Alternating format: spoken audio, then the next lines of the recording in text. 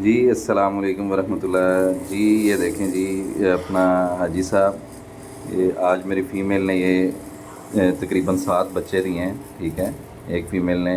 और ये बाकी रैबिट्स जो है ना, ये माशाल्लाह ये भी ठीक हैं। और ये वाली फ़ीमेल भी जो है ना मेरी प्रेग्नेंट है, ठीक है ना। तो ये भी कुछ दिनों में बच्चे देने वाली है, ठीक है। तो मैंने कहा आपको मैं बच्चे रजिस्टर्ड करवा दूँ, ठीक है। ये 7 बच्चे अपने पास रजिस्टर्ड कर लेना है, इस फीमेल ने बच्चे दिए हैं, ठीक है।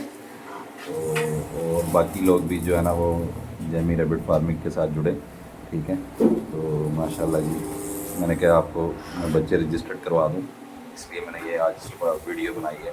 अभी ये थोड़ी देर पहले इसने बच्चे दिए हैं माशाल्लाह, इस फीमेल ने बच्चे दिए हैं, ठीक है।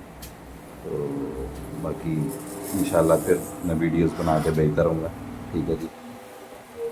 बात होगी इंशाल्लाह। ओके, अस्सलाम वालेकुम रहमतुल्लाहि व बरकातहू।